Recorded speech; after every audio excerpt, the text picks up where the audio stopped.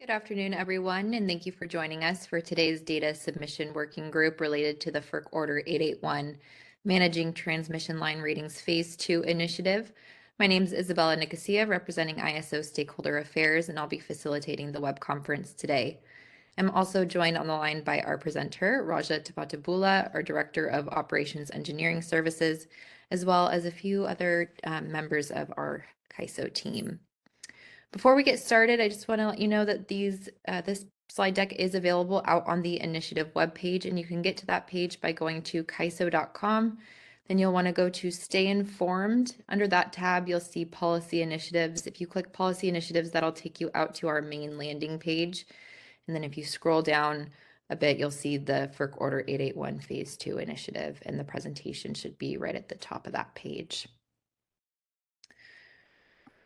So a few reminders before we kick things off. This call is being recorded. The recording is for informational and convenience purposes only, so any related transcription should not be reprinted without the ISO's permission.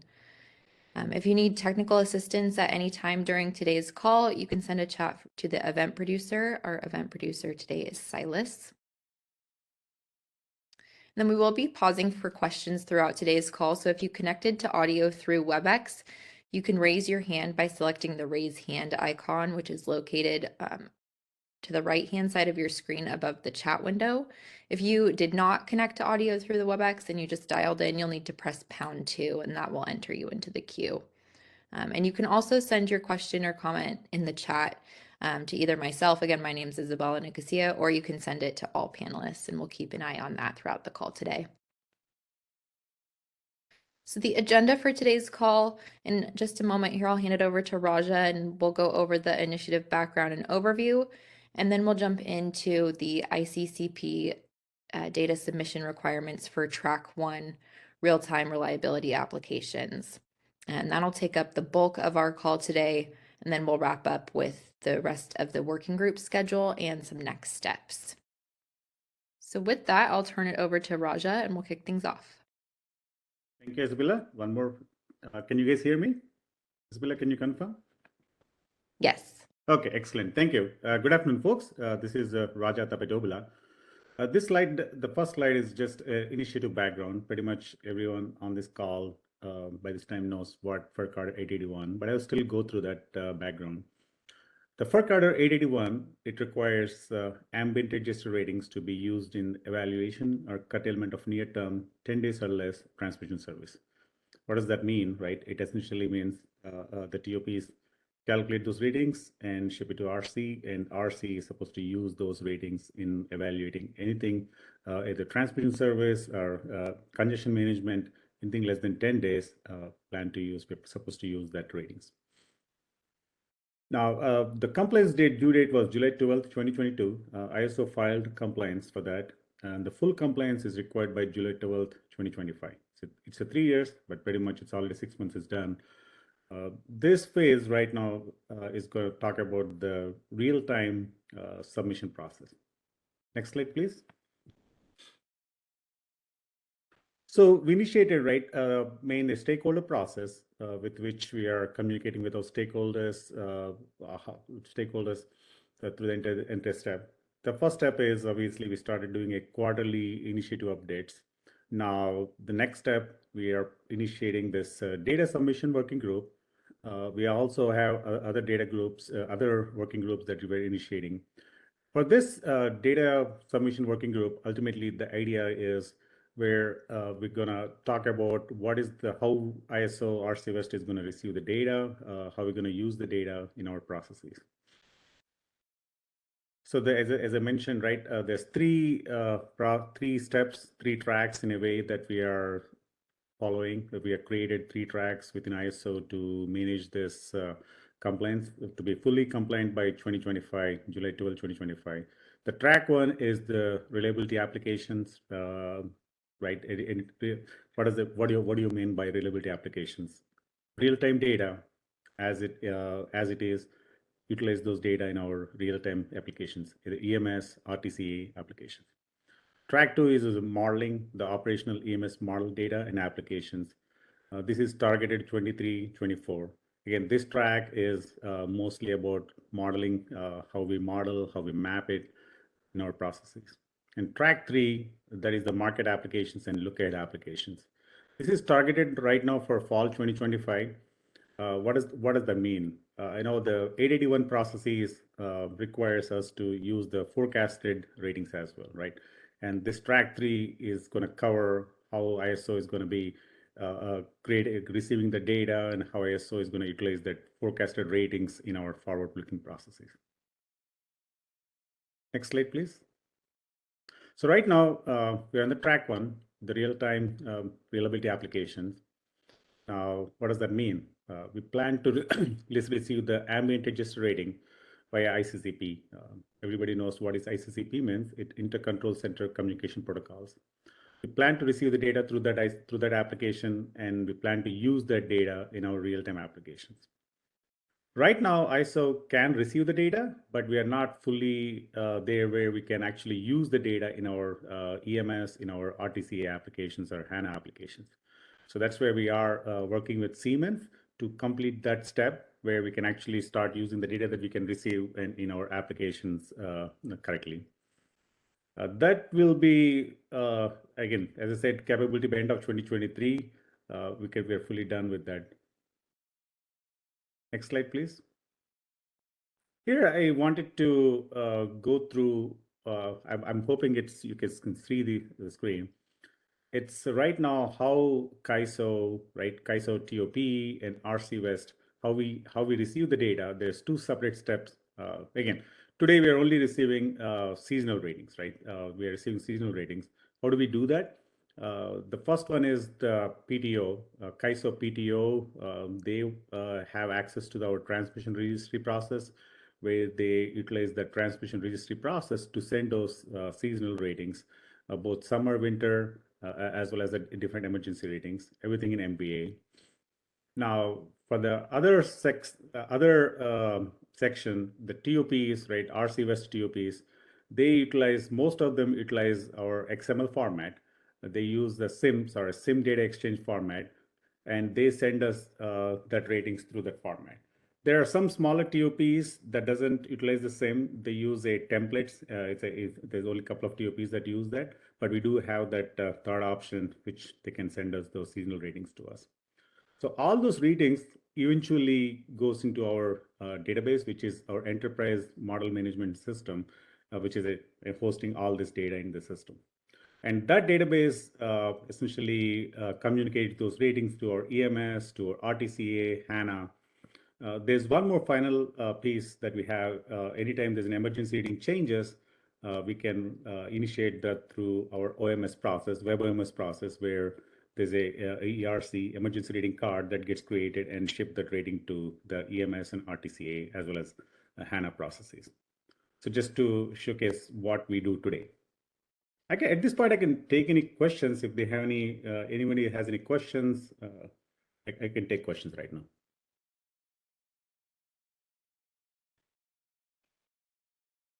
So do we have any questions? I think it looks like there's a chat. Yeah, it looks like we have one question in the chat from CEC. Are there any plans to continue interface with WEC CIMTF? Let me see. Sergio, Tricia, would you be able to help me with this question? I'm assuming that's probably one of the WEC task forces. I'm actually not aware of that, and I don't know if we've got our EMS folks on the call with us today. So I'm assuming if there is a WEC, kind of common information, model kind of task force, that they would be the ones involved in that. But we can note that and then get back to this group. Yeah, thank you, Tricia. Yeah, I was not aware of this too. That's why that come to me. But we can take a question as well. Let's take this question and circle back responses.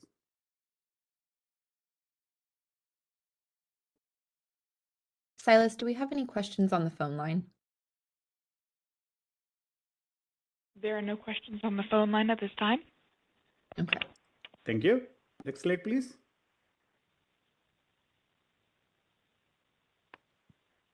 So most of the ISO PTOs and RC West transmission operators today, right, utilize two seasonal ratings. And most of them use two seasons, summer, winter.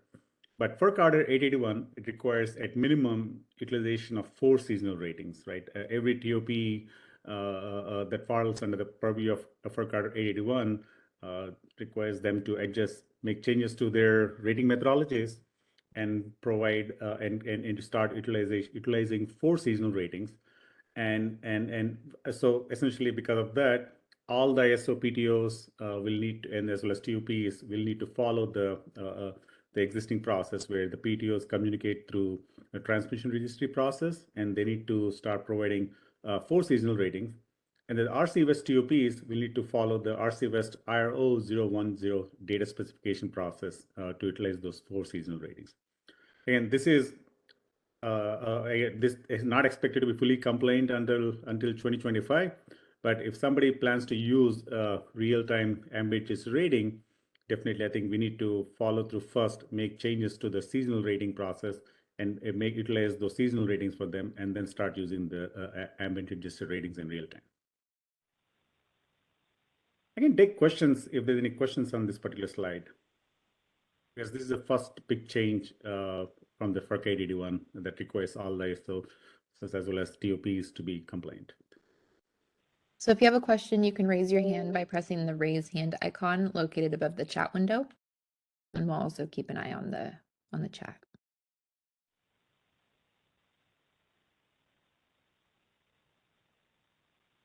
Looks like there's none. Yeah, not seeing any at this time. Thank you. Next slide, please. Now, that being said, right, the PTOs and TOPs have two different ways of communicating with ISO right now to send us the seasonal static ratings. But once we implement this real-time ambient gist rating process, both the PTOs as well as the RC West TOPs, they will be communicating with us through the ICCP protocol, right? Utilizing those ICCP protocol and sending us those real-time ratings to ISO. Now, AR with valid normal data quality from ISO PTOs and RC West TOPs will be processed for standard ICCP data quality guideline, right? Every data point requires the quality of the data along with the value of that data. Once we get that based upon the quality, we'll utilize or not utilize if the quality is bad. Now, ISO expects normal and up to 4 emergency ratings in ascending order. What do we mean by that? There's right now, we can receive 1 normal rating and 4 emergency ratings. And those 4 emergency ratings should be in a ascending order so that the highest emergency rating will be the last one that gets in.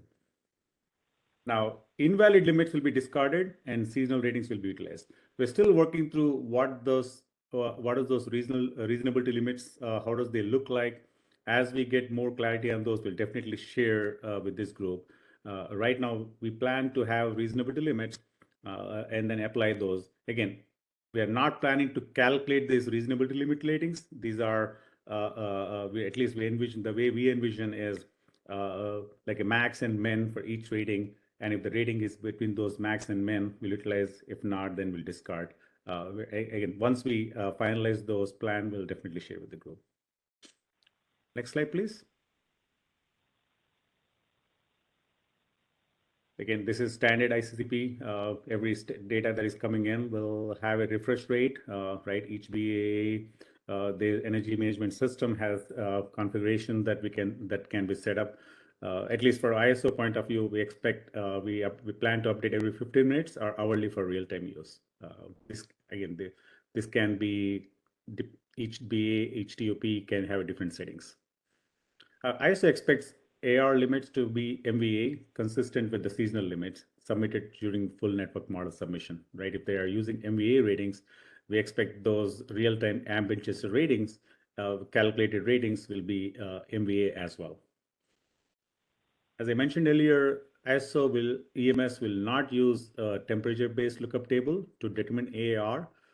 Again, what does that mean? We expect the TOPs, PTOs calculate those ratings, temperature adjust ratings, and send us the actual megawatt that is applicable for that rate, for the temperature that PTOs or TOPs are estimating. We're not going to calculate anything internally. We expect the megawatt to be received. Now, if a telemetry is not available due to loss of communication, or if ICCP link is not functional, then EMS will switch to static ratings within the full network model. That's why I mentioned, right, before we implement the real-time ratings, we make sure that seasonal ratings are accounted correctly with the post-season seasonal ratings. Then if something happens to the ICCP data, it gets corrupted or link broken, we can fall back to those seasonal ratings and utilize those ratings in our real-time congestion management process. Next slide, please. So this is currently this is the draft rating submission format for TOP with the SIM model. Every TOP that has SIM model that sends us the data through SIM model, they can utilize this format. Some of the fields in that is geographic name, sub-geographic name, and substation RDFID. So essentially, RDFID will be the key that will help us determine what is the right equipment for that rating that you're sending. Now, as I mentioned earlier in slides, there's 5 ratings, 1 normal and 4 emergency ratings, as you can see. Right now, the nomenclature that we're using internally is there's a normal rating, and there's 4 emergency ratings are 4-hour AAR, 1-hour AAR, 30-minute AAR, and 15-minute AAR in ascending order again. So all the engineering unit will be MVA, as I mentioned in earlier slide. Next slide, please. This is a format that will be used with the non-SIM model that have templates that some of the only a couple of TOPs, I don't remember exactly how many TOPs, but only a couple of TOPs use this non-SIM model. That doesn't have the that doesn't have the RDFID, at least on the data. It's a substation name with a device type that helps us determine what is the right equipment and the right rating. Again, it will have, as I mentioned, 5 ratings, 1 normal and 4 emergency ratings. Again, engineering unit to be MVA. I think that ends our slides, right, Isabella? Yep, that's the last slide for the topic before we move on to next steps. So let's pause here to see if we have any questions. Yep. Yeah, we don't have a lot of slides, but we plan to have a discussion. Definitely open up for any questions. We have the right team. There's a bunch of panelists that will help us answer those questions. So I see one in the queue. Let's go ahead and unmute Seth. Thank you. Let's have a quick question. That amount of information you have there on slide 13, is that what's going to be included with the postings that's available to market participants when you show the dynamic rating? I know that there's a transparency component in FERC Order 881. I was wondering if that was going to be the information that you use when you post the hourly ratings. Yeah, good question. If I'm understanding correctly, that the question is, are these ratings that we receive, are they going to be available to public posting, right? Is that the question, or? Well, there's more to it than that. So I know that we're going to receive them, but along with the ratings, that we're going to receive the information that's here, such as the RFI ID, the line name, from, to, station, and the substation, all this information, is that going to be part of the posting? Yep, that will be part of, again, the format, right, will be available publicly, in a sense, for the TOPs and PTOs to utilize the format. That's going to be available to all market participants, correct?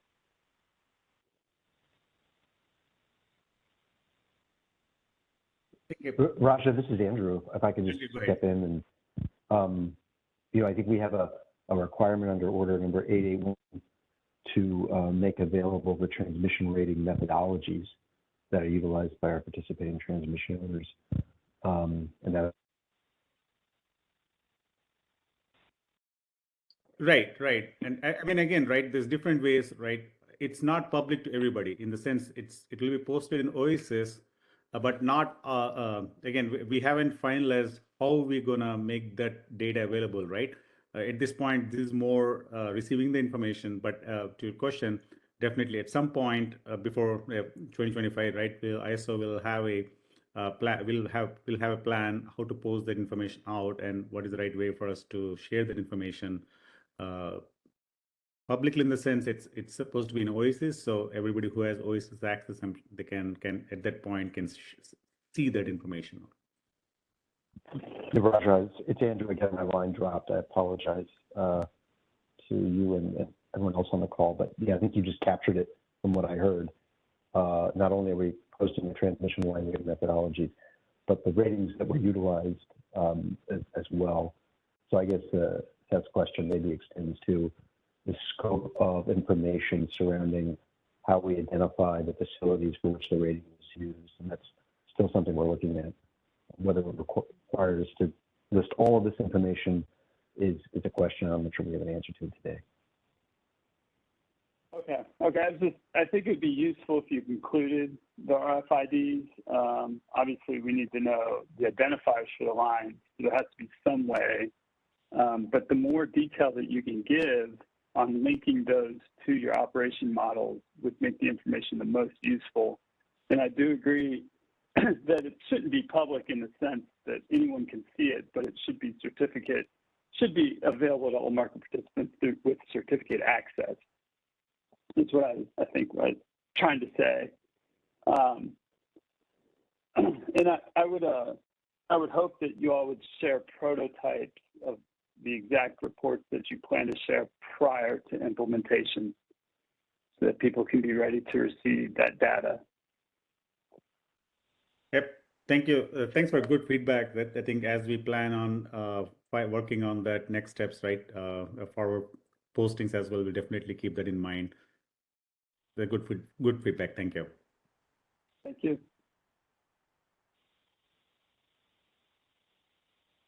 It looks like we did have one more slide to get through. So do you want to cover that and then take some more questions, Raja? Yep, let's do that, Isabella. Thank you. Okay. Yeah. Again, this is to reiterate, right? 1 normal rating and 4 emergency ratings, ascending order that we expect to receive that information. Again, this 4 hour, 1 hour, 30, 15, this is the nomenclature that ISO is using today.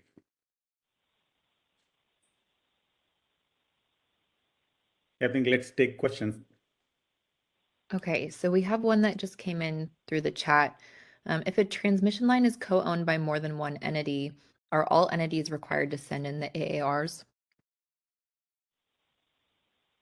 That's a really good question. We're definitely talking through our discussions internally about what is the right way, especially those at the seams, right? If the same question applies to two different RCs on the equipment as well. So right now we don't have a firm answer, but once we have that answer, we'll definitely share with the team. So Raja, this is Trisha. I can help. If we use the logic that we use today for IRO 10 and TOP3, there's only one transmission operator for the facility. So they're quite often like multiple owners or multiple entities which have ownership rights or contract rights, but there's only one TOP. And so in our data request and specifications for IRO 10 and TOP3, we want the responsible TOP to send the data. So we would not be getting this from every party that is an owner on the line. Thanks, Trisha.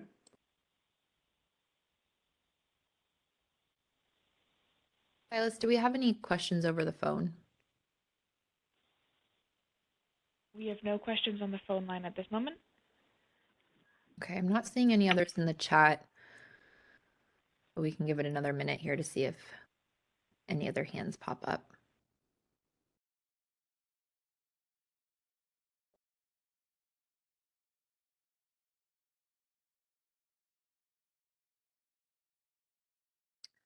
Okay, so we just got another follow-up question. How are D rates going to be handled on transmission lines with scheduling rights?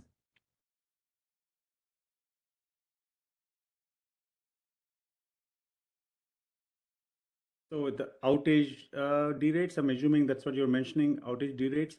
Yeah, we do right now receive any specific outage.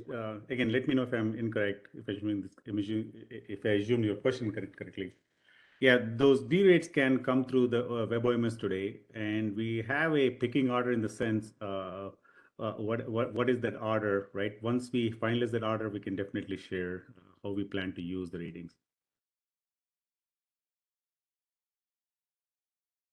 What is the lowest rating between D rate, applied D rates, or applied the real-time rating coming in? Once we finalize those picking order, we'll definitely share with the team.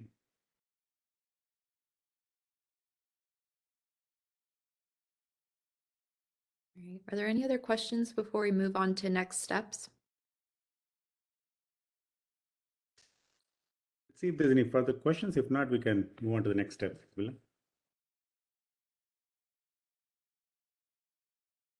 All right, I'm not seeing any right now, but I'll keep an eye on it.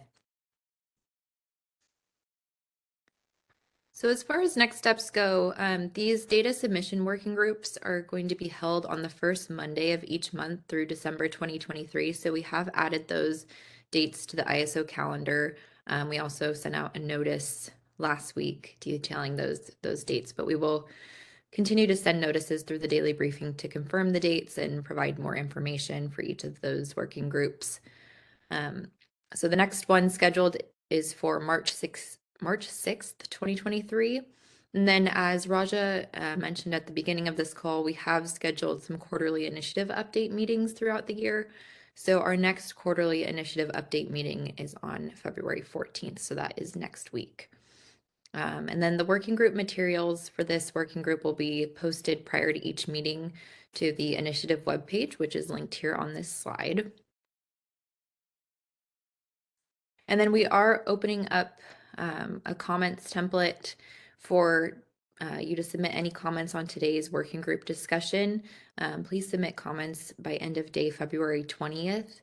The template should be available for you out on the initiative webpage. If it is not published yet, it will be by end of day today. So that will be available for you to access anytime between now and the 20th. And then you can also submit additional comments or questions related to the implementation of FERC Order 881 to be considered in a future working group or quarterly initiative update call to ISO stakeholderaffairs@CAISO.com. So I'll just pause here again to see if there are any last questions before we conclude.